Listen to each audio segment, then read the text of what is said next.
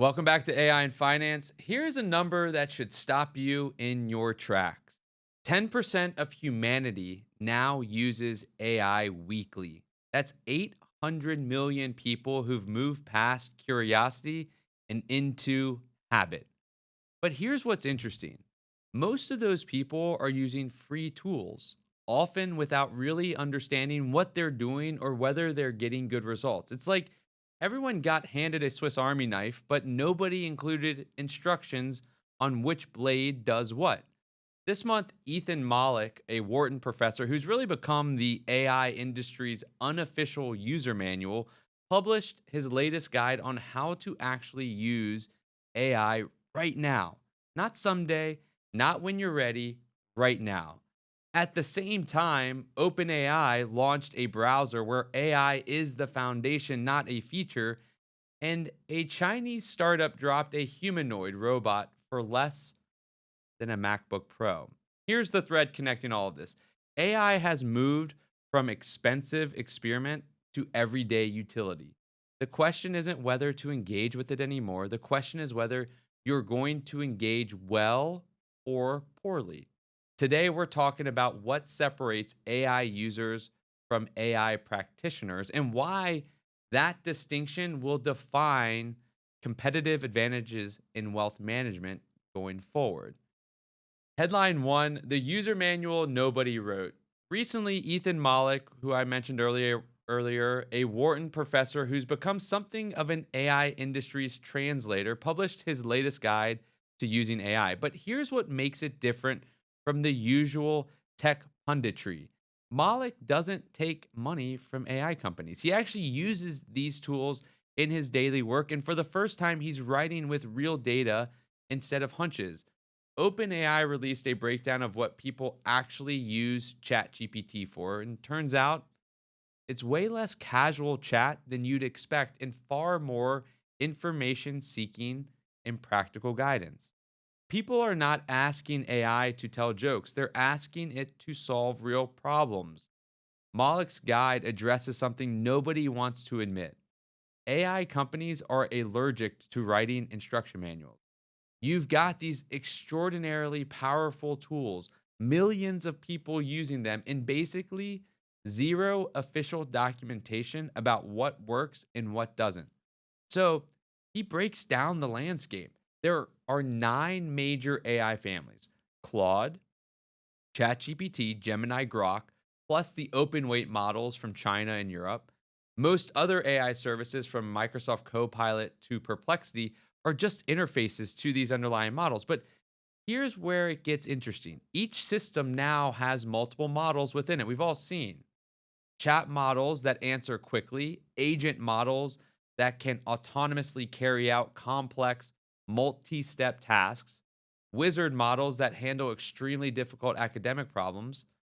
But most people are defaulting to chat models because they don't know the others exist or how to use or when to use the other ones.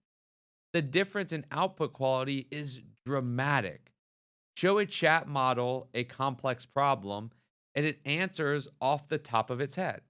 Show the same problem to an agent model, and it does outside research, checks assumptions, searches the web, and builds a structured answer. Malik also highlights something called deep research mode, where AI spends 10 to 15 minutes conducting extensive web research before answering. The reports it produces often impress lawyers, accountants, and consultants. The citations are actually correct. The analysis is comprehensive. This isn't future technology. It's available right now, today, for $20 a month, but most people don't know it exists.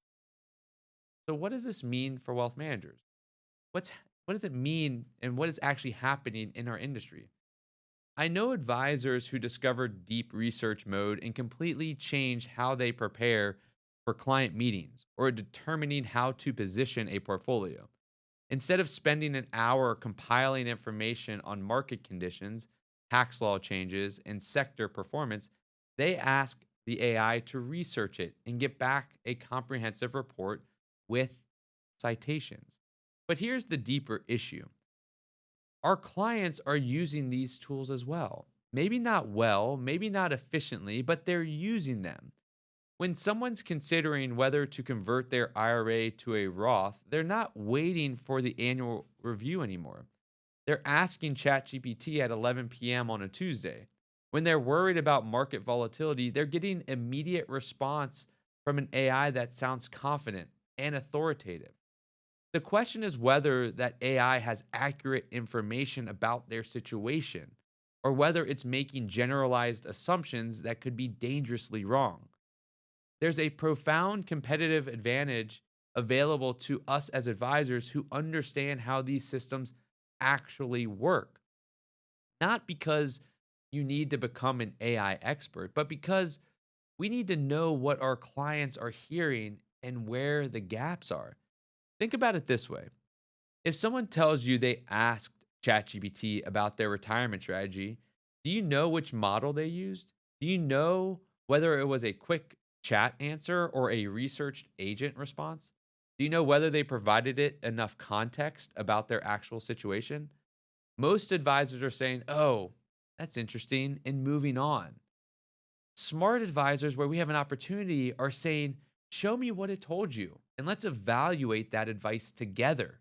Use it as a thought partner.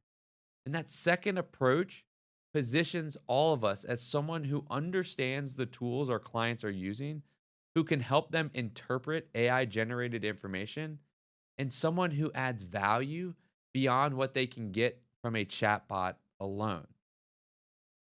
And so, what are some action steps that we can actually go implement today? First, pick one of the big three systems: Claude, ChatGPT, or Gemini, and pay for the advanced tier, not because you need all the features, but because you need to understand what your clients have access to. And it helps to create some safety measures around your data as well, because enterprise allows you to not share your data with the general LLM. So it creates a compliant, friendly environment. Second, experiment with agent models and deep research. ChatGPT has one, Claude has one, Gemini has one.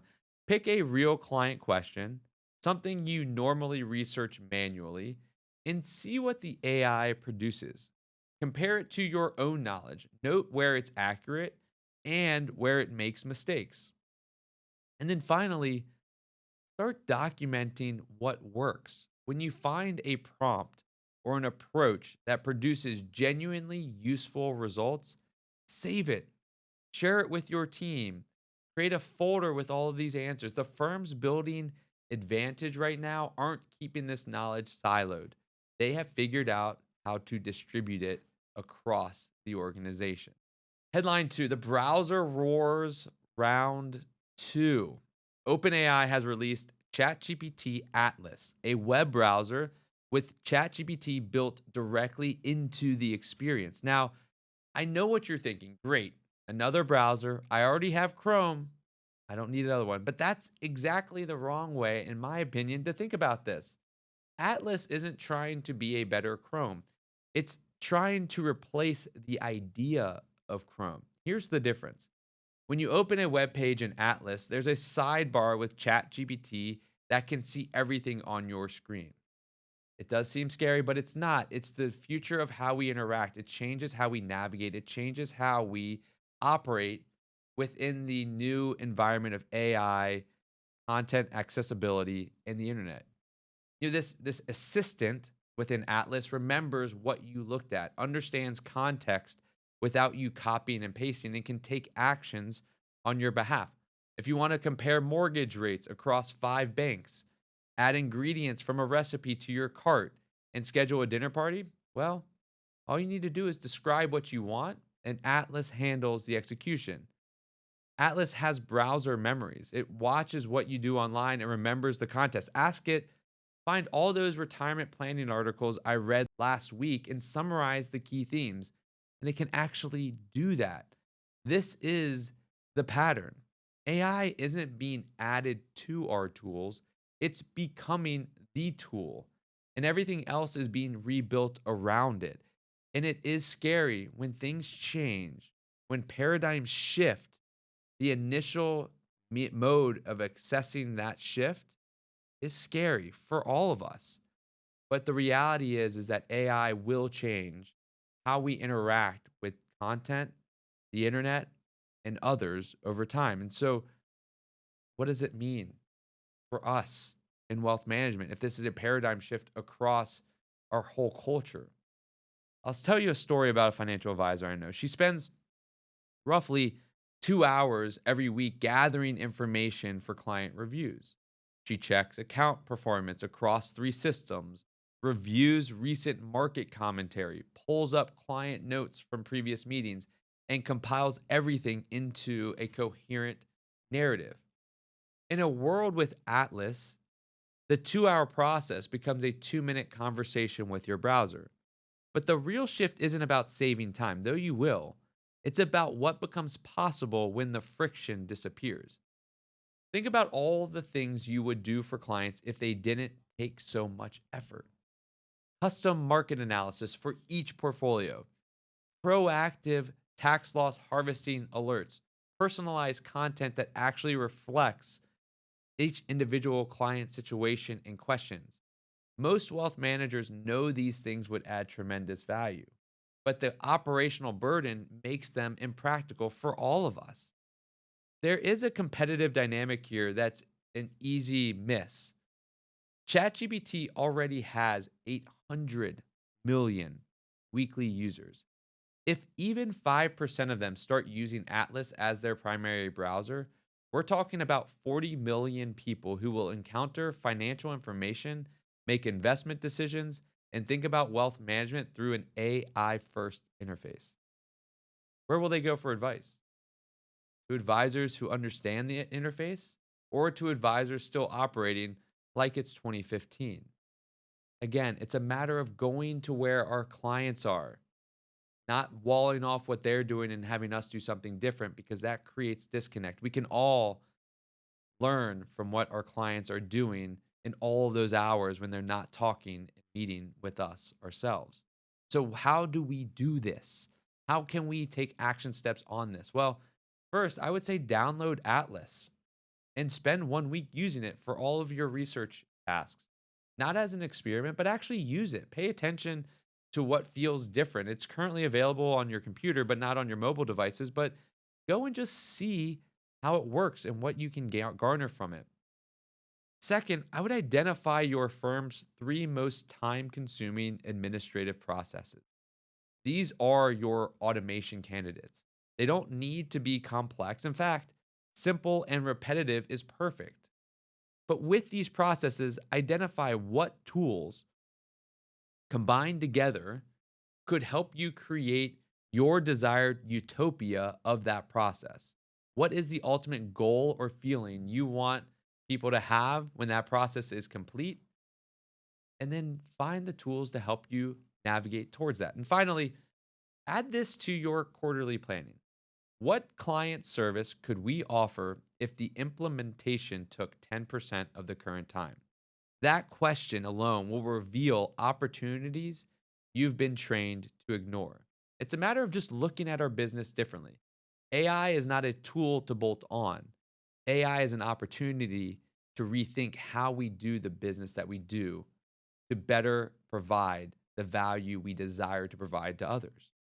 All right, headline 3, the iPhone moment for humanoid robots. Yes, come with me on this journey. It feels Jetsons, but it's also the reality of how fast things are moving. We have now seen a quote next step.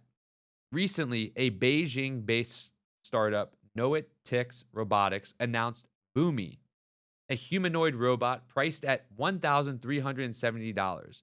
To put that in perspective, the previous affordable humanoid robots cost around $5,000 to $5,500. Unitree's R1 model cost about $6,000, and the one we all know about, Tesla's Optimus, has been estimated to cost around $20,000. Boomy costs less than an iPhone and a Mac combined. Now, before we get carried away, Boomy is a 3-foot tall robot that can walk, dance, and interact through voice commands. It's not loading UPS trucks or performing surgery. It's designed for education and home use with a programming interface for learning. But here's why this matters. When technology drops to smartphone level pricing, it takes a step from niche to mainstream. The cost barrier just collapsed. Remember, there are three elements that create transformational moments: applicability, accessibility, and cost. Applicability is the ability to use this technology in all aspects of life, personal, professional, no matter what you're doing. Accessibility is that the technology doesn't take a lot of work to gain the value of it. And cost is that it's affordable to the masses or in line with what they have paid for in the past. Think about what happened with drones. 10 years ago, a decent drone cost $5,000 and required expertise to fly it. I can testify to that because I flew my son's drone into the ocean. It was hard. Today, you can buy one for $400 that flies itself, follows you around, and shoots 4K video.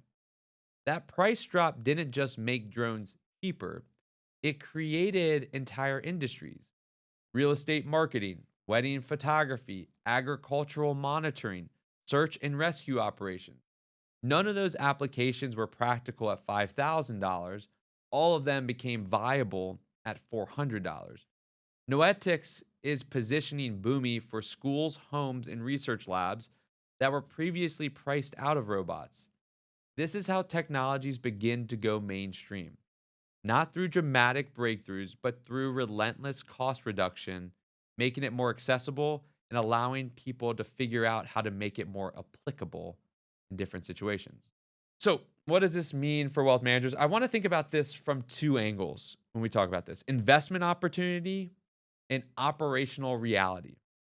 And when you think about trends, it is great to look at trends outside our borders to see what may eventually come into our borders. And this seems like one of those topics and trends. Although it has been a hot topic inside our own borders, it is making a lot of news outside of our borders.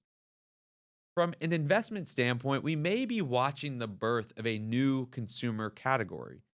When Beijing startups can produce functional humanoid robots at consumer electronics prices, we're no longer talking about a distant future. We're talking about a market that could scale within years. The founder of Noetics is a 27-year-old, and the company was founded in 2023.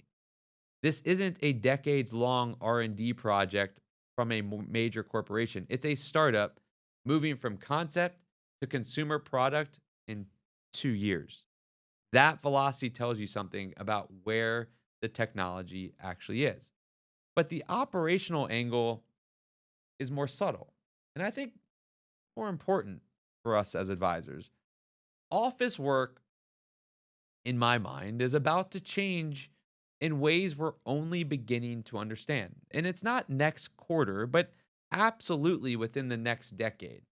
And the firms that survive that transition will be the ones who spent the 2020s figuring out which parts of their business are about human judgment and relationships and which parts are just expensive habits. There's a thought experiment I like. If you could have a tireless assistant who never gets bored, never makes arithmetic errors, and works 24/7 for the cost of your monthly software subscriptions, what would you stop doing yourself? Most wealth managers will say administrative tasks or data entry, but that's not thinking big enough, in my opinion. What if that assistant could monitor every client portfolio in real time for tax loss harvesting opportunities? What if it could draft the first version of every financial plan? What if it could attend client meetings, take perfect notes, and follow up on every action item without being asked? I'm not suggesting we're there yet. Boomi can dance, not manage portfolios. But technology tends to arrive gradually, then suddenly.